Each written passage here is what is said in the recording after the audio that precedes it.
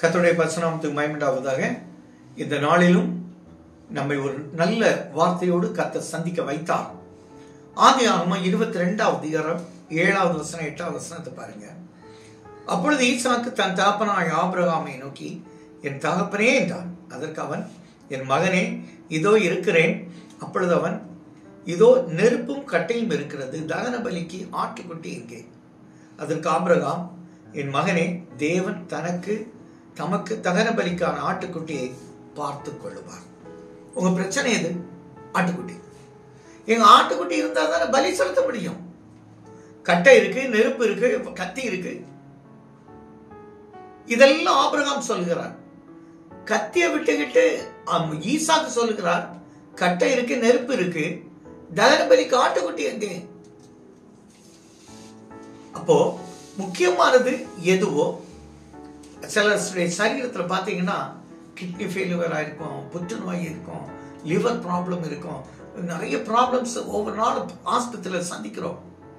பிரச்சனை தானே. கர்த்தர் அந்த பிரச்சனையை மாற்றுகிறார். உங்களுடைய தேவை என்ன? ஃபினான்ஷியல் கிரைசிஸ், அதை மாற்றி அமைக்கிறார். நீ ஆட்டுக்குட்டி தானே கேட்கிற, நான் உனக்கு ஆட்டு கடாவே கொடுப்பேனே. இது கர்த்தர். அதான் கர்த்தர். நீங்க சின்னதை கேட்பீங்க, அவர் பெருசா கொடுக்க நினைப்பார். இதுல ஒரு பெரிய சிந்தனை இருக்கு பாருங்க.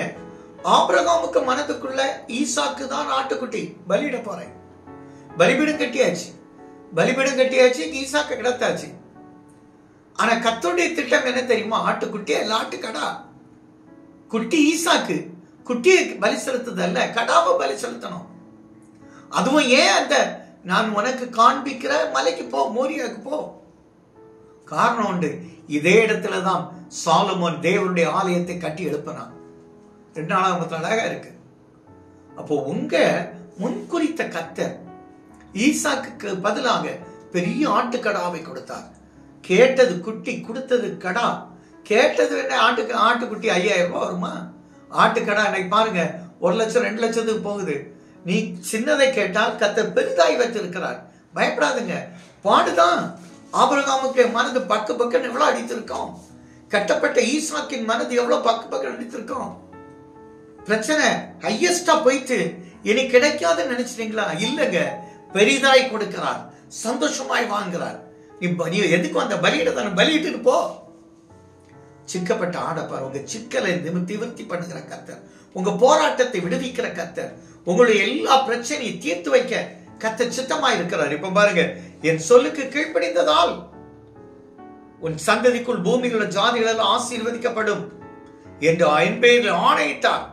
உன்னை ஆசீர்வதிக்கவே ஆசீர்வதித்து ஒரு சந்ததியை வான நட்சத்திரங்களை போல பெருகப்படுவேன் என்று வாக்கு கொடுக்கிறார்.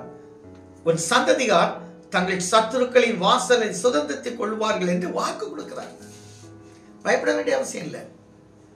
எப்படிடா இது எப்படி முடிக்க போறேன், இது எப்படி முடியும், ஐயோ என்னால முடியாதே நீ நினைத்தா கர்த்தர் முடித்து தருவார்.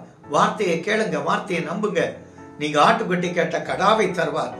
நீங்க 5000க்கு எதிர்பார்த்தா கர்த்தர் 5 லட்சம் தர அவர் நல்லவராயிருக்கிறாங்க. நல்ல தகப்பனே, நாங்க எதிர்பார்க்கிறது கொஞ்சம் அப்பா, நீங்க நிறைவாய் கொடுத்து ஆசீர்வத்து நன்மை செய்யும் நல்ல பிதாவே. ஆமென்.